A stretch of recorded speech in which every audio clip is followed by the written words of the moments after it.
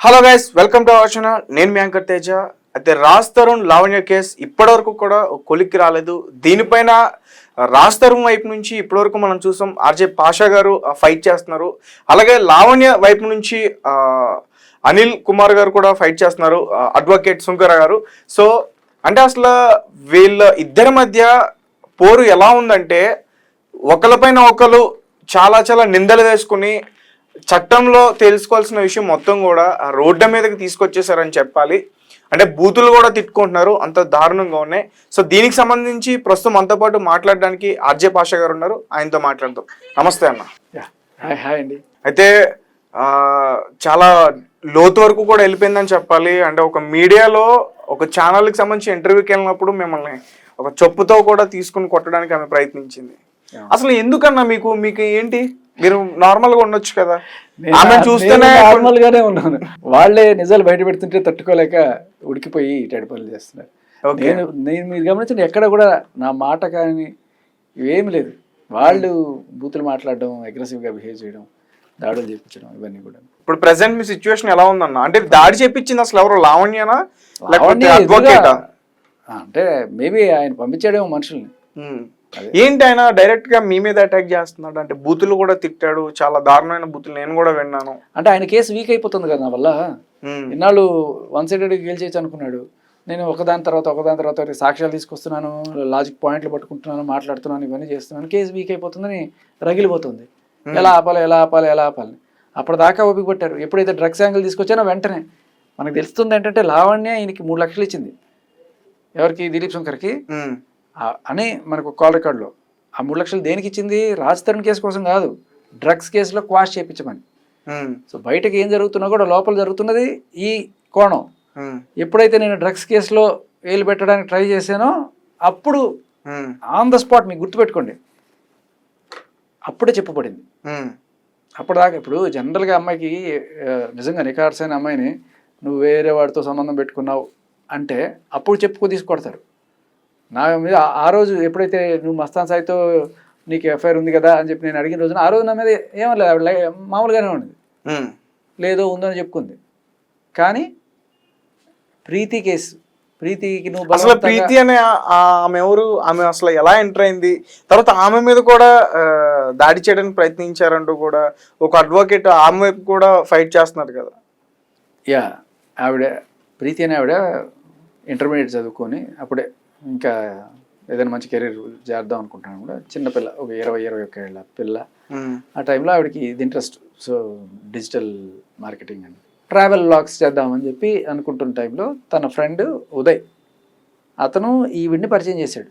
అక్క లావణ్య అప్పుడు 32 ఏళ్ళు అప్పటికి ఆవిడ చేసి, ఒక అక్క కూడా ఇంట్రెస్టెడ్, ఇద్దరు కలిసి చేయొచ్చు అని చెప్పి చేసిన ఫస్ట్ రోజే ఈ విల్లాకి వెళ్ళంగానే అక్కడ ఈవిడికి బలవంతంగా డ్రగ్స్ అలవాటు చేసిందట. ఇట్ కుడ్ బి లైక్ ఆదమర్చున్నప్పుడో లేకపోతే ఏముంది, ఒక పొడి తీసుకొని అని పెట్టేస్తే ఏంటి దాని లోపల కోక్ పోసేసింది. ఓకే. ఈవిడికి అంటే ఈ అలా చేసేటప్పటికీ ఇంకా అప్పటి నుంచి ఆ నెక్స్ట్ రోజు ఇంకేదో రకంగా, ఇగో నా చెల్లెలు అయితే నువ్వు చెయ్యి, ఏం కాదు, ఇది నేను చేస్తున్నా కదా, నువ్వు కూడా చెయ్యి, ఏం కాదు అన్నట్టుగా ఆవిడకి అలవాటు చేసి 1.5 సంవత్సరం పాటు ఆ అమ్మాయిని అన్ని రకాలుగా చెడగొట్టి ఆ వీడియోలు అన్నీ అది అవుతున్న ఆ 1.5 year టైంలో ఆ అమ్మాయి వీడియోలు అవన్నీ రికార్డ్ చేసి, అమ్మాయి తర్వాత ఆ అబ్బాయి ఉదయ్ ఫోన్ తీసుకొని వీళ్ళిద్దరికి మధ్య ఉన్న పర్సనల్ ఫొటోస్ అవన్నీ కూడా తీసుకొని ఇవన్నీ పెట్టుకొని ఆవిడని బ్లాక్మెయిల్ చేస్తూ ఏ స్టేజ్కి వెళ్ళిపోయింది అంటే అమ్మాయి సూసైడ్ చేసుకునే స్టేజ్కి వెళ్ళిపోతే, ప్రీతి అనే అమ్మాయి సూసైడ్ చేసుకునే వరకు వెళ్ళిపోయింది. పాప అమ్మాయి ఇన్స్టాగ్రామ్లో కూడా పెట్టింది, నేను ఈ అమ్మాయి వల్ల సూసైడ్ చేసుకుంటున్నానని చెప్పి. ఇప్పుడు కాదు, మన కోసం అప్పుడే 1 సంవత్సరం క్రితం మీరు బయటకు తీసారా? ఉంది. అలా పెట్టి సూసైడ్ చేసుకుంటున్న టైంలో జాగ్రత్త ఈ అమ్మాయితో కూడా పెట్టింది. ఆ రోజు 1.5 year 1 year క్రితం చనిపోతుంటే వాళ్ళ అమ్మ వాళ్ళు మొత్తానికి సేవ్ చేసుకుని ఆ అమ్మాయిని రీహాబిలిటేషన్ కేంద్రంలో చేరిస్తే, తర్వాత మొత్తానికి డ్రగ్స్ అంతా మానేసి బయటపడి మళ్ళీ హైదరాబాద్లో ఉంటే ఈవిడ పిలుస్తూనే ఉంటుంది అనమాట, రా ఇంటికి రా చేద్దాం అని చెప్పి, కంపెనీ కావాలి. అమ్మాయి ఇక్కడ లేను, నేను బెంగళూరు వెళ్ళిపోయాని చెప్పుకుంటూ అలా కొన్నాళ్ళు తప్పించుకున్నా కూడా ఇప్పుడు ఎప్పుడైతే ఈ కేసు వచ్చిందో నేను రాజ్ తరుణ్కి సంబంధించిన సాక్ష్యాల కోసం వీళ్ళని అడిగాను. అప్పుడు ఈ అమ్మాయి వాళ్ళు బెదిరించడం మొదలు, నువ్వు పొరపాటున ఏమైనా చెప్తావేమో నా గురించి, రాజ్ తరుణ్ తమ్ముడు అని చెప్పింది. సో రాజుతో ఎవరికి తమ్ముడు? లావణ్యకి. అంటే ఇప్పుడు పెద్ద ఇదో కొత్త లావణ్య పెద్దది, రాజ్ తరుణ్ కన్నా 1 year ఎంతో పెద్దది. అందుకని రాజ్ తరుణ్ నా తమ్ముడు అని చెప్పిందట. బయట ఏమో హస్బెండ్ అని చెప్తున్నావు ఎందుకని అంటే, బయట ఒక సెక్యూరిటీ కోసం, స్టేటస్ కోసం నేను అలా చెప్తానని కూడా చెప్పిందట. ఓకే, మస్తాన్ సాయి కాల్లో ఉంటుంది అది. మస్తాన్ సాయి కూడా తమ్ముడు అని చెప్పిందట. సో ఇవన్నీ కూడా బయటకు వస్తాయని ఆవిడేదో అలాంటివి చెప్తారేమో అనుకుంటే, వీళ్ళు ఆ టెన్షన్ తట్టుకోలేక, ఆ బ్లాక్మెయిల్ భరించలేక బయటకు వచ్చేసి అప్పుడు చెప్పిన విషయం ఏంటంటే, ఇట్లా నాకు బలవంతంగా డ్రగ్స్ అలవాటు చేసి ఆ వీడియోస్ ఇవన్నీ తీసుకుని నన్ను బ్లాక్మెయిల్ చేస్తుంది అని చెప్పి ఇప్పుడు బయటపడ్డారు. వాళ్ళని ఇంకా నేను పోలీసుల దగ్గర తీసుకెళ్ళి వాళ్ళతో కంప్లైంట్ ఇప్పించడం ఇవన్నీ కూడా చేశాను. ఇది జరిగింది. ప్రీతితో కంప్లైంట్ ఇచ్చిన తర్వాత మీ మీద అటాక్ జరిగిందా? దానికన్నా అటాక్ జరిగిందా? కాల్ ఇట్లా మాట్లాడుతుంటే అప్పుడే అటాక్. ఈయనేమో ఇటుపక్క కాల్లో ఈయన రెచ్చిపోతున్నాడు, ఇటుపక్క ఈవిడ బూతులు. అంటే ప్రీతి గురించి స్పాట్ లో జరిగింది ఇదంతా అదే రోజున. ఎక్కడ చెప్పేసారు జీ స్టూడియోలో. Okay okay. అదే రోజు కరెక్ట్ గా నేను అక్కడ అసలు యాక్చువల్గా అక్కడ ఉందని కూడా తెలియదు. నేను వెళ్ళింది దేనికి అంటే, భయ నాకు ఒక ఇంపార్టెంట్ ఇన్ఫర్మేషన్ వచ్చింది, ఇట్లా ఒక అమ్మాయి పాపం బాధితురాలు, దాని గురించి మాట్లాడడానికి వెళ్ళినప్పుడు నేను మాట్లాడినట్ల ఆ అమ్మాయి కాల్ తీసుకొని చూడండి, అమ్మాయి చెప్పేది వినండి అంటే కూడా మాట్లాడేమట్ల అంతే. సో ఎవరో అనామకురాలు ముక్కుమోహం తెలియని వాళ్ళని తీసుకొచ్చి నేను మాట్లాడించాను అనుకో, నా తప్పు. కానీ ఈవిడే ఒప్పుకుంది, ఈ అమ్మాయి నాకు తెలుసు, ఈ అమ్మాయి చాలాసార్లు మా ఇంటికి వచ్చింది అని చెప్పి తర్వాత ఒక కాల్ కూడా రిలీజ్ చేసింది. ఆవిడకి ఈవిడికి ఎంత దగ్గర సంబంధం ఇవన్నీ కూడా. So there is no denying. అదే రోజు దిలీప్ శంకర్ గారు అక్కడ ఉన్నారా? ఆయన జూమ్ కాల్ లో ఉన్నారు. ఈవిడేమో ఇక్కడ కూర్చొని ఉంది. ప్రీతికి నువ్వు బలవంతంగా డ్రగ్స్ అలవాటు చేసావు అనగానే అప్పుడు నేను చెప్తున్నాను కదా, జనరల్ గా కోపం రావాల్సింది అప్పుడు, కానీ ఇప్పుడు పడింది. అంటే ఏంటి, నిజం బయటకు వస్తుందన్న భయం అనమాట. ఏంటి ఆయన అంతలా మీ మీద అంటే అలాంటిది లేవు, ఎప్పుడు లేవు. అది ఆపాలి, ఆ టాపిక్ రాకూడదు. ఏదో ఒకటి చేసి రచ్చ చేసి ఆ టాపిక్ కాకుండా, ఇప్పుడు ఏమైనా హైలైట్ అయింది, చెప్పు విసిరని లావణ్య చేయి చేసుకున్న శేఖర్ భాష, ఇదే కదా హైలైట్ అయింది. అసలు విషయం బయటకు రాలేదు కదా, ఈ చిన్నపిల్లకి డ్రగ్స్ అలవాటు చేసింది అనే విషయం. సో అక్కడ సైడ్ అయిపోయినా నెక్స్ట్ తర్వాత మెల్లగా బయటకు వచ్చేసింది. అంటే లావణ్యకు సంబంధించి ఆల్రెడీ డ్రగ్స్ కేసు నడుస్తుంది, ఆమె అరెస్ట్ అయింది, బయటకు వచ్చింది రీసెంట్ గా అంటూ కూడా కొన్ని వార్తలు మేము విన్న వార్తలు కాదు, నిజం అది. అంటే ఇలాంటి సందర్భంలో మళ్ళీ ఎందుకు డ్రగ్స్ గురించి మీరు బయటకు తీసుకొచ్చారు? ఈ రాజ్-తరుణ్ సంబంధించిన ఇష్యూ మీదే మీరు మాట్లాడాలి కదా. రాజ్-తరుణ్ సంబంధించిన ఇష్యూ కాదు, నేను దీని గురించి మాట్లాడా, ఎవడన్నా రూల్ పెట్టాడా ఏంటి? అలా ఏం లేదు కదా. ఈ అమ్మాయి వచ్చింది ఒక బాధితురాలు, నాకు తెలిసిన నిజం నేను మీడియాకి చెప్పాలనుకున్నాను. అండ్ ఎస్పెషల్లీ చాలా బాధ కూడా వేసింది, చిన్న పిల్లగా ఇలా ప్రీతి చాలా బాధ వేసింది. ఎవరన్నా మీ ఇంటికి వస్తే అతిథిలా ట్రీట్ చేయాలి తప్ప, నువ్వు వాళ్ళని ఇలా తప్పుడు అలవాట్లు చేసి బూతులు నేర్పించి ఆ వీడియోలు తీసుకొని అలా అటాక్ చేయడం అంటే మీ మీద ఎలా అటాక్ చేశారు? అంటే రాడ్లు అట్లాంటి? ఈవిడ ఫస్ట్ వచ్చి గొడవ పెట్టుకుంటది, నేను ఎప్పుడైతే తోసేస్తానో వెంటనే మిగతా వాళ్ళందరూ వచ్చేసి ఒక 3 ఉన్నారు, ఆడపిల్ల మీద చేసుకుంటారని వచ్చి మీద పడ్డారు. కొట్టారన్న మిమ్మల్ని? ఎక్కడన్నా ఇదంతా జీ స్టూడియో దగ్గర జరిగిందా? కింద. ఓకే, అక్కడైనా లేకపోతే ఇంకెక్కడైనా పర్సనల్ గా మిమ్మల్ని ఫాలో చేసి అట్లా చేయడం అన్నా జరిగింది? మీరు చెప్పండి ఓపెన్ గా, పర్వాలేదు. ఇంతవరకు తీసుకొచ్చారు అంటే ఈవిడ ట్రాకింగ్లు చేస్తుంది, కాల్ డీటెయిల్స్ తీసుకోవడము, సెల్ ఫోన్ అవే కదా ఇంకా అందరివి చూస్తూ ఉంటుంది అనమాట. ఎందుకంటే ఈ ప్రీతి ఉదయ్ వాళ్ళు ట్రాక్ చేస్తున్నారు, వాళ్ళు ఎక్కడికి, వాళ్ళ సాక్ష్యం చాలా ఇంపార్టెంట్, మేము వాళ్ళని కొంచెం సేఫ్ ప్లేస్లో పెడితే ఆ లొకేషన్ తెలుసుకొని వచ్చి వాళ్ళని చంపేస్తామని చెప్పి ఎదిరించారు. జరిగింది ఇది. అంటే బ్యాక్గ్రౌండ్ ఉందా? డ్రగ్ మాఫియా కదా. సో అదొకటే అంటే వేర్ కన్సర్న్ లిటరల్లీ. ఎందుకంటే ఒక మనిషి పర్సనల్ డీటెయిల్స్, కాల్స్, లొకేషను నువ్వు ఒకరికి తీసిస్తే వాళ్ళు రేపు ఎవరన్నా మనిషిని చంపేస్తే ఎవరు రెస్పాన్సిబుల్? ఎవరో ఇంటర్నల్గా పోలీస్ డిపార్ట్మెంట్లో ఈవిడికే ఇన్ఫర్మేషన్ పాస్ చేస్తున్నారని డౌట్. అదే మా డౌట్. లేకపోతే ఎట్లా తెలుస్తుంది ఇంత క్లియర్గా ఎవరెవరికి ఫోన్ చేస్తున్నారు డీటెయిల్స్? అంటే పోలీసుల మీద మీకు అనుమానం ఉంది అంటే అదే అనిపిస్తుంది నాకు. కొంచెం లిటరల్లీ ఎలా తెలుస్తాయి ట్రాకింగ్ డీటెయిల్స్ ఇవన్నీ కూడా తెలుసుకోవడం? ఆ రోజు నేను లైవ్కి వెళ్ళిన విషయం కూడా, ఆవిడ ఎక్కడో కోకాపేటలో ఉండే ఆవిడ 10 నిమిషాలు ఎలా వచ్చింది అక్కడికి? అంటే మీకన్నా ముందే మన పిలిచి ఉంచారు? అయితే ఏం లేదు, మీరు వచ్చిన తర్వాత వచ్చిందా? ఆవిడ ఎందుకు పిలుస్తారు? ఆవిడ అసలు she was not invited to the interview. నన్నే పిలిచారు. ఇది పొద్దున కాదు, పొద్దున్న జీలో ఇంటర్వ్యూ, రాత్రి అదే క్యాంపస్లో కింద ఆంధ్రప్రభలో ఇంటర్వ్యూ. Okay right. ఇప్పుడు మీ ఆరోగ్య పరిస్థితి ఎలా ఉంది? బాగుంది. అంటే కొన్ని వీడియోలు వచ్చినాయి మీరు బెడ్ మీద ఉండి. అయిపోయింది, ఆల్మోస్ట్ వారం అయిపోయింది కదా, నిన్నే తీసేసాను. అంటే ఆ దాడి తర్వాత మీరు ఇంకా అలా అయిపోయారు? ఏమైపోయినా బాగానే ఉన్నాను, ఏం కాలేదు. కాకపోతే జస్ట్ దీనికోసం ఈ కాలర్ బోన్ మీద గట్టిగా దెబ్బ తగిలింది. మరి మీకు అనిపించట్లేదన్నా ఎందుకు ఇదంతా మనం వాళ్ళు చూసుకుంటారు, మధ్యలో మనకి ఎందుకు? మిమ్మల్ని ఇంకా ఇప్పుడు రాజతరుణ్ విషయం పక్కన పెట్టి మిమ్మల్ని వ్యక్తిగతంగా టార్గెట్ చేసినట్టు అనిపిస్తుంది నాకు. అది వదిలే, నీకు ఎన్నేళ్ళు సుమారుగా? ఒక 25 ఏళ్ళు ఉంటాయి. అవును. ఓకే. సో నువ్వేదో వెళ్తున్నావు, ఇక్కడ వెళ్తుంటే ఒక అమ్మాయి, చిన్న అమ్మాయి, మనకన్నా 20 ఏళ్ళ అమ్మాయి వచ్చింది. అన్న నా మీదకి ఎవరో వస్తున్నారు, రక్షించు అంది. ఏం చేస్తావు? నాకు ఎందుకు ఈ పెంటను వదిలేసి వెళ్ళిపోతావా? లేదు, రక్షించడానికి ట్రై చేస్తావా? రక్షించడానికి ట్రై చేస్తాం కదా. ఒక 4 వచ్చినా 3 వచ్చినా మన చేతనైనా సాయం మనం చేద్దాం అనుకుంటాం. ఎందుకంటే బీయింగ్ ఎ మ్యాన్, మనం ఒక అమ్మాయి చెడితే మళ్ళీ అలా పొమ్మలేం. రాజతరుణ్ విషయం వదిలేసే, ఆయనకి తేలిపోయింది, క్లియర్ కట్గా కోర్టు కూడా నమ్మేసింది, బెయిల్ ఇచ్చేసింది. అది అయిపోయిన తర్వాత పాపం ఈ అమ్మాయి వచ్చి ఇలా జరిగింది అని అమ్మాయి నిలబడి చెప్దాం అనుకుంటే నేను తన ధైర్యంగా నిలబడ్డా. అమ్మాయి అడిగింది, నేనున్నాను. ఓకే, ఓహో ఇలా వచ్చిందా, రైట్. ఆ అమ్మాయి మీకు అడిగింది, అన్న మీరు నా వైపు ఉండండి, నాకు ఇట్లా అన్యాయం జరిగింది, నేను ఇట్లా మోసపోయాను, సరే ఇట్లా నేను నష్టపోయాను అని చెప్పి అడిగితే మీరు ఆ అమ్మాయి వైపు నుంచున్నారు. దాని తర్వాత వ్యక్తిగతంగా మిమ్మల్ని టార్గెట్ చేశారు, అంతే. ఇప్పుడు ఎలా ఉందన్న పరిస్థితి? అంటే ఇప్పుడు ప్రెసెంట్ ఇప్పుడు వాళ్ళే కొట్టుకుని వస్తున్నారు కదా. ఈమె మస్తాన్ సాయిని పట్టించిందో, మర్చిపోయాను, రీసెంట్ గా వచ్చిన న్యూస్. మరి మస్తాన్ సాయిని అరెస్ట్ చేశారు గుంటూరులో అని చెప్పి, లావణ్యని కూడా అరెస్ట్ చేయబోతున్నారు అంటూ కూడా వచ్చింది, నిజమేనా? అంటే ఇంకా తెలీదు, బట్ మస్తాన్ సాయిని అరెస్ట్ అయితే కన్ఫర్మ్ చేశారు.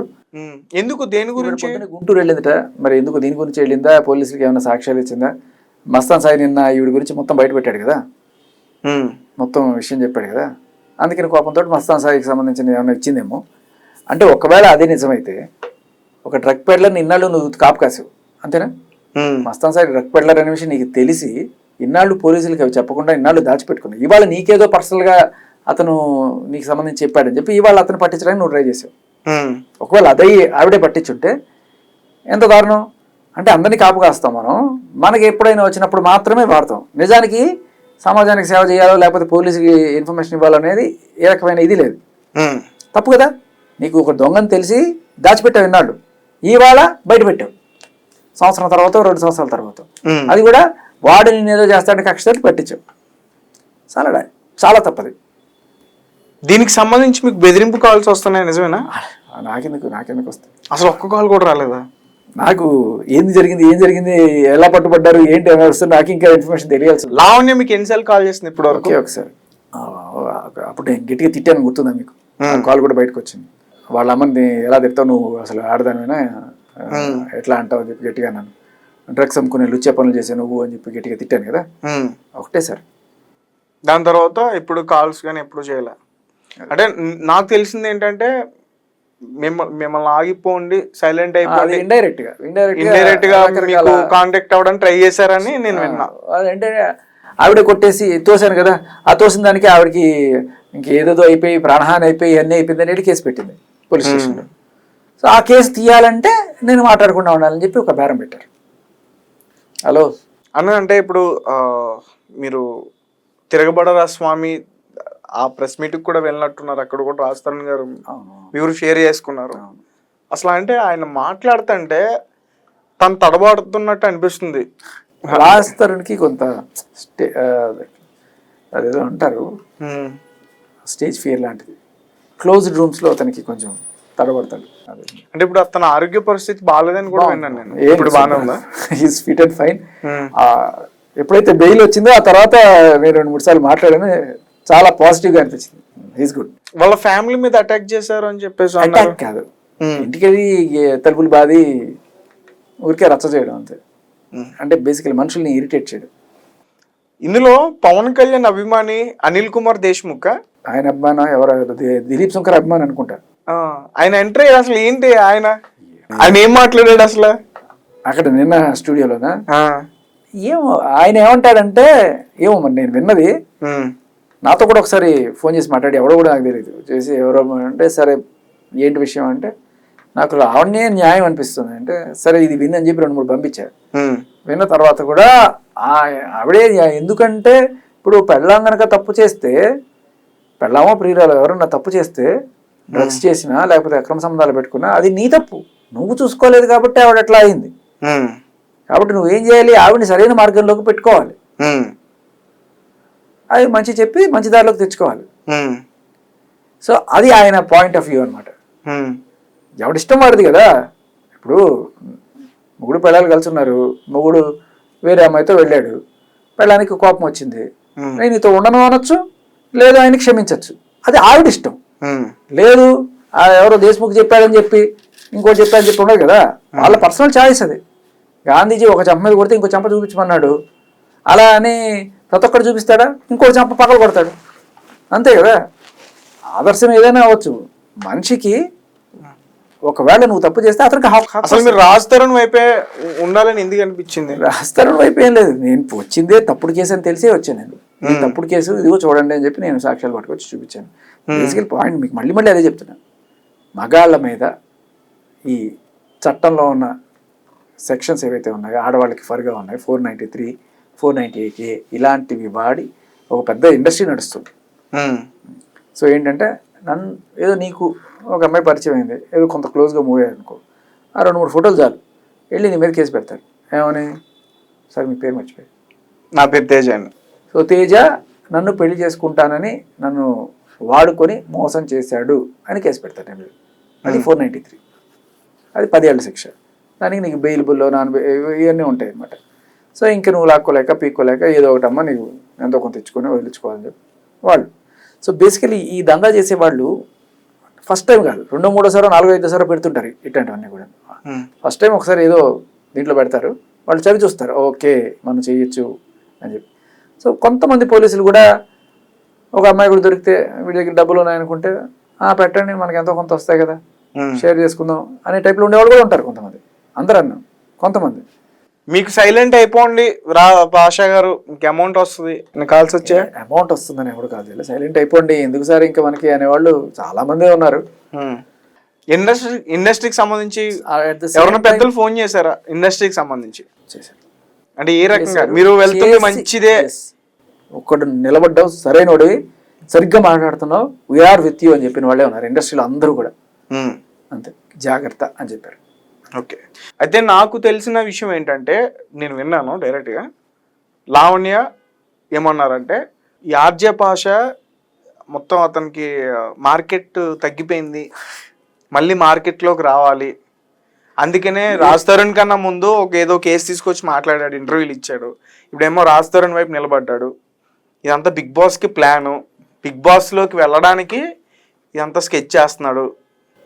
అదే వినండి, మార్కెట్ తగ్గిపోవడం అంటే ఏంటి? నాది ఏదైనా సినిమా ఫీల్డ్ అనుకోండి, ఈరోజు 1 కోటి అది ఉద్యోగం అయ్యా, నాకు నెలలో ఏ జీతం వస్తుంది అదే జీతం వస్తుంది, సంవత్సరానికి ఒక ఇంక్రిమెంట్ వస్తుంది, నాకు మార్కెట్ పెరగడాలు తగ్గడాలు ఉండవు. సరే బాగా పేరు వస్తే సార్ ఇంకొక 10% ఇంక్రిమెంట్ ఇవ్వండి సార్ అంటారు తప్ప మార్కెట్ పెంచుకోవడం ఏంటి? I'm not a celebrity. Big బాస్కి వెళ్ళడానికి ట్రై చేస్తాను, ఏం లేదు, బిగ్ బాస్ ఎప్పుడో రిజెక్ట్ అయిపోయాను కూడా నేను, దాంట్లో పెద్ద బయట ఊరికి హడావిడి తప్ప. పిలిచారు అందరిలాగే నేను కూడా వెళ్దాం అనుకున్నాను, కానీ నేను రిజెక్ట్ అయిపోయింది, దానికోసం ఇది చేయాల్సిన ఇది కూడా లేదు. ఓకే, అంటే ఒకవేళ బిగ్ బాస్కి వెళ్తే దేని గురించి మాట్లాడేవారు మీరు ఎక్కువ? అంటే అక్కడ రూల్స్ రెగ్యులేషన్స్ వేరేగా ఉంటాయి కాదు కదా, నేను ఇప్పుడు కాదు, ఇది లాస్ట్ ఇయర్ సంగతి. ఓకే, లాస్ట్ ఇయర్ పిలిచినప్పుడు నాకు అసలు బిగ్ బాస్కి వెళ్ళాలనే ఒక కోరిక ఎందుకు అంటే, ఒక నన్నుగా ఒక 24 గంటలు లేకపోతే ఒక 10 గంటలు వదిలేస్తే నేను ఎలాంటి వాడినో మీకు చూపించుకునే అవకాశం ఉంటుంది. మీ రియాలిటీని. నా రియాలిటీ అంటే ఏంటంటే ఇలా అసలు సీరియస్ మాట్లాడుతున్నాను, చాలా సరదాగా జోగులుగా మంచి జోకులు వేసుకుంటూ మంచి ఎంటర్టైనర్ నేను, అది తెలుస్తుంది అనే ఒక కోణం. అది కూడా నాకేమి టైటిల్ గెలిచేయాలనే కదా, అదే కనీసం ఒక వారం రోజులు ఒక 4-5 రోజులు నేనేంటి అనేది చూపించుకోవడానికి ఒక ప్లాట్ఫామ్ అన్నట్టుగా అప్పుడు. అది సంవత్సరం క్రితం వాళ్ళు చల్ పక్కకు పోయి ఆడుకున్నారు, మన తర్వాత పట్టించుకోలేదు, అసలు దీనికి దానికి సంబంధం కూడా లేదు అంతే. అలాగే అంటే మిమ్మల్ని వ్యక్తిగతంగా టార్గెట్ చేసి మిమ్మల్ని తిడుతున్నారు, మీ ఫ్యామిలీ మెంబర్స్ని కూడా తిడుతున్నారు. అంటే ఫ్యామిలీ మెంబర్స్ తిట్టినప్పుడు మనకి ఎందుకురా బాబు ఈ గోలంతా, తిట్టించుకోవడం ఎందుకు, ఆగిపోతే బెటర్ కదా అనిపించలేదా? అంటే చిన్న చిన్న మాటలు కాదు, ఎలాంటి మాటలు మీకే తెలుసు. అక్కడి నుంచి లేచి వెళ్ళిపోయావు ఇప్పుడు. ఎందుకంటే నేను తిరిగి వాళ్ళని ఆ మాట అనలేను, నా సంస్కారం అది. ఎందుకంటే ఎవరైతే అన్నారో వాడిని అనగలను, కానీ వాళ్ళ అమ్మనో వాళ్ళ భార్యనో నేను అనలేను. ఎందుకంటే వాళ్ళ తప్పు కాదు కదా, వాళ్ళు తప్పు చేయలేదు. అలా అనే సంస్కారం అసలు ఇంపాసిబుల్, నేను అనలేను, నా జీవితంలో అనలేను అట్లా. వాళ్ళకి ఆ సంస్కారం ఎక్కడి నుంచి వచ్చిందో, ఎందుకంత నీచంగా మాట్లాడుతున్నారు. అండ్ ఇంకొకటి ఏంటంటే, నువ్వు పంది అన్నాను అనుకో, అయిపోతావా? కావు కదా. ఇక్కడ జరిగేది ఏంటి, నా సంస్కారమే, అంతే కదా. వీడు ఒక వెధవ, వీడికి ఏం మాట్లాడాలో తెలియదు అనుకుంటారు తప్ప నిజంగా పంది అయిపోతావా? కాదు కదా. అది అన్న మీరు అంటే ఒక టైంలో మీరు మాట్లాడింది అబ్జర్వ్ చేస్తే, ఈ డ్రగ్స్ కేసులో దిలీప్ శంకర్ గారిని కూడా లాగుతున్నారు, అంటే ఆయనకు కూడా ఇన్వాల్వ్మెంట్ ఉందన్నట్టు నాకు అలా మాట్లాడారు మీరు. లేదు లేదు, నాకు తెలియదు ఆ విషయం, నేను అట్లా ఏమనలేదు. లేదా ఉందో లేదు నాకు తెలియదు. మరి ఆవిడ సాంగత్యంలో ఆవిడ ఏమైనా అలవాటు చేసిందో మనకు తెలియదు. బట్ బూతులు అయితే ఇటు నుంచి అటు ట్రాన్స్ఫర్ అయ్యాయి, ఇటు నుంచి అటు ట్రాన్స్ఫర్ అయ్యాయి అనిపిస్తుంది. ఎందుకంటే ఈవిడ బూతులు ఫస్ట్ నుంచి వింటున్నాం కదా మనం. సంవత్సరం క్రితం వాడిన రికార్డులన్నీ. అసలు ఆడియోలన్నీ బయట పెట్టింది ఎవరు? ఇంకెవరు ఉంటారు? ఏదో రాజ్ తరుణో లేకపోతే ఆయన క్లోజ్ అసోసియేట్స్ ఎవరో ఉంటారు. ఎందుకంటే అది అక్కడ ఆ రోజు మీకు గుర్తుంటే ఆ ఆడియో చాలా క్లియర్ కట్గా ఈవిడ తంతోంది, ఉమ్ముతోంది, బూతులు తిడుతోంది, అంతా చేస్తుంది. తర్వాత పోలీసుకు కూడా ఫోన్ చేస్తుంది. సో ఇది డైలీ ఎఫ్ఐఆర్, ఇది వాళ్ళకి ప్రతిరోజు జరిగేది. అప్పుడు ఏమవుతుంది, రేపు కాసేపట్లో పోలీసులు వస్తారు, ఏమి సాబాస్తారు, ఎందుకు రామాయణ నేర్పించారని చెప్పి ముందుగానే ఒక సాక్ష్యం ఉంటే బెటర్ కదా అని రికార్డ్ చేసి పెట్టుకుంటారు. సార్ మా తప్పలేదు సార్, ఇది కొంచెం వినండి అని చెప్పి చెప్పడానికి పెట్టుకుని అలా రికార్డ్ చేసింది. అది అలా రికార్డ్ చేసుకున్నది ఇవాళ ఇలా ఉపయోగపడింది. అది అలాగే దిలీప్ శంకర్ గారిని మీరు ఒక మాట అన్నారంట, ఏమన్నా నువ్వు ఇలాంటి వాడు అని తెలిసే, నువ్వు ఇలా బూతులు మాట్లాడతావు అని తెలిసే నువ్వు ఒక నక్కవని పవన్ కళ్యాణ్ గారు నేను దూరం పెట్టారు జనసేన పార్టీ నుంచి. నక్కవనలా, నక్కవనలా, పోనీ ఇలా అన్నారా? అదే నువ్వు ఇలాంటి వాడు అని తెలిసే పవన్ కళ్యాణ్ గారు నిన్ను జనసేన పార్టీ దగ్గర నుంచి దూరం పెట్టారు, తరిమేశారు అలా అన్నారా? అన్నాను. పవన్ కళ్యాణ్ ఫ్యాన్స్ అన్నాను, జనసేన అలా. పవన్ కళ్యాణ్ ఫ్యాన్స్ అంటే ఫ్యాన్స్ అంటే కళ్యాణ్ గారు అన్నావు ఒకటే కదా. అంతే అంతే. లేదు లేదు అలా కాదుగా. పవన్ అది కూడా అయ్యుండొచ్చు, కానీ నేను అన్నమాట అది. ఎందుకంటే అప్పటిదాకా వాళ్ళని భుజాలు మోస్తున్నాను అన్నట్టు ఫీలింగ్ ఇచ్చి లాస్ట్ మూమెంట్లో ఎలక్షన్ టైంలో ఆయన ప్లేట్ ఫిరాయించి ఏం చేశారో మనందరికి తెలుసు. సో అసలు రంగు బయటపడిపోయింది అక్కడ. అందుకని ఇవ్వాల్సిన వాళ్ళు లెఫ్ట్ అండ్ రైట్ ఇచ్చారు. అదే చెప్పాను నేను బేసికల్లీ. పవన్ కళ్యాణ్ ఫ్యాన్స్ నేను ఇది స్వరూపం తెలుసుకున్నారు, అందుకే బాగా గట్టిగా ఇచ్చారు మీకు అని చెప్పి. అదొకటే కాకుండా ఇంకా కూడా ఆయన రౌడీ షీటర్ కూడా తీసి చూపించాను. 2017లో మీరు చేసిన భాగవతం ఏంటి, మీరు ఒక ఓఎల్ఎక్స్ లో లావణ్యాలు పట్టుకున్నారు. ఇప్పుడు మళ్ళీ అదే అంటున్నా. పాయింట్ ఏంటంటే నిజంగా నేను ఆయన ఏంటో ఆయన గతం ఏంటో నాకు అవసరమే లేదు, తెలీదు. ఆయనకి ఇప్పుడు ఈవిడ గురించి అడుగుతున్నప్పుడు ఆవిడ గురించి మాట్లాడచ్చు. వీళ్ళు ఏం చేస్తున్నారు, నీ 12 ఏళ్ల క్రితం జీవితంలో నువ్వేం చేసావు, నువ్వు ఆ అమ్మాయితో ఏం చేసావు, ఈ అమ్మాయితో ఏం చేసావు, ఏమీ లేకపోయినా కూడా ఏదో ఉన్నట్టు ఏదో కథలు వెళ్తున్నారు. సరే చూసే ఇప్పుడు నిన్ను ఒక క్వశ్చన్ అడుగుతున్నానంటే అవతల వాడి కాంటాక్ట్ సర్టిఫికేట్ పెట్టుకొని అడగాల. సరే అలాగే అనుకుందాం. మరి నువ్వు ఈవిడ తరపు, నేను రాజు తరపున మాట్లాడుతున్నాను అనుకున్నావు, నువ్వు నా కాంటాక్ట్ టెస్ట్ చేసావు. మరి నువ్వు ఆవిడ తరపు నుంచి మాట్లాడుతున్నావు, నీ కాంటాక్ట్ గురించి నేను మాట్లాడతా అని చెప్పి అప్పుడు చూపించా.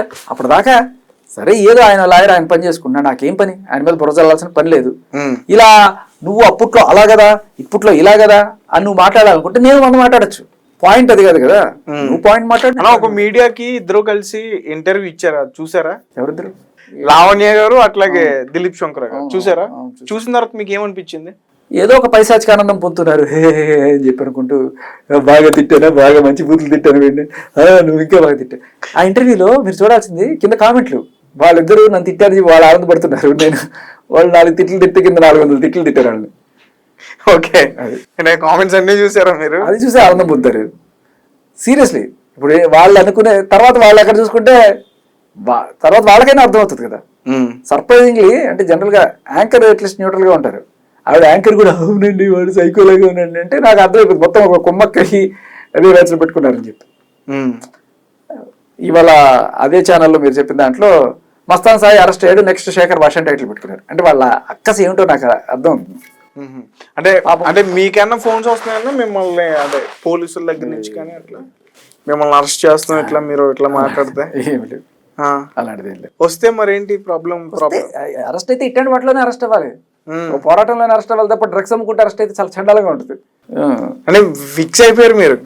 అంటే మరి ఇది ప్రీతి విషయంలో మీరు పూర్తిగా ఇన్వాల్వ్ అయ్యాను అంటున్నారు. ఆమె కూడా భయపడి కొంచెం వెనక్కి తగ్గిందని నేను ఒక అడ్వకేట్ దగ్గర నుంచి విన్నా వార్త. నిజమేనా? ఆవిడకి ధైర్యం తెప్పించడానికే నేను ఇది కూడా తీసేసాను. ఓకే. ఇది చూసినప్పుడల్లా పాపం వాళ్ళ అమ్మగారు ఫోన్ చేసి మీకే ఇలా అయింది మీ అంటే 15 రోజులు ఆగాల్సింది, నేను ముందుగానే తీసి బయటకు రావడానికి కూడా కారణం ఇదే. సో ఫైనల్ గా ఒక విషయం చెప్పండి, లావణ్య అరెస్ట్ అవుతుంది అంటున్నారు, అవుతుందా అయిందని వార్తలు వస్తున్నాయి, మరి చూద్దాం. అంటే ఏ కేసు విషయంలో? డ్రగ్స్ కేసు విషయంలోనే. ఆ కేసు విషయంలో అరెస్ట్ అవ్వడానికి ఇంకా చాలా టైం ఉంది. ఇప్పుడు ఆయన క్వాష్ వేయాలి, క్వాష్ వేసిన తర్వాత ఈ తప్పుడు కేసుని పోవాలి, అప్పుడు తర్వాత నా మీద తప్పుడు కేసుని పెట్టిందని 211 కేసు వేయాలి, అది తేలితే అప్పుడు 10 ఏళ్ళ వరకు వెళ్ళొచ్చు. అవన్నీ వెళ్ళడానికి కనీసం మీకు ఒక 6 నెలలు పడుతుందేమో. బట్ ఇది డ్రగ్స్ కేసు ఈ అమ్మాయికి బలవంతంగా ఇచ్చిందని ఈవిడ చెప్పడం, 4 రోజుల క్రితం వీళ్ళందరూ కలిసి ఆ విల్లాలో కూర్చొని మస్తాన్ సాయి అండ్ ఈవిడ అండ్ ఎవరో ఈవిడతో పాటు జైల్లో ఉండొచ్చిన ఆవిడ రూమ్మేట్ ఎవరో ఆవిడతో ఇంకా ఉనిత్ రెడ్డి అని ఆయన వీళ్ళందరూ కలిసి అక్కడ ఇంజక్షన్లు ఏవో తెప్పించుకొని పార్టీలు చేసుకున్నారని చెప్పి ఆ శ్యామ్ అని అతను చెప్పడం. ఇన్ని చెప్పిన తర్వాత కూడా మరి పోలీసులకి డౌట్ రాకుండా వాళ్ళు బ్లడ్ టెస్టులు చేసి పట్టుకోకుండా ఏం చేస్తున్నారని నాకు డౌట్ వచ్చింది. లెట్స్ హోప్ వాళ్ళు ఏమైనా చేస్తారు.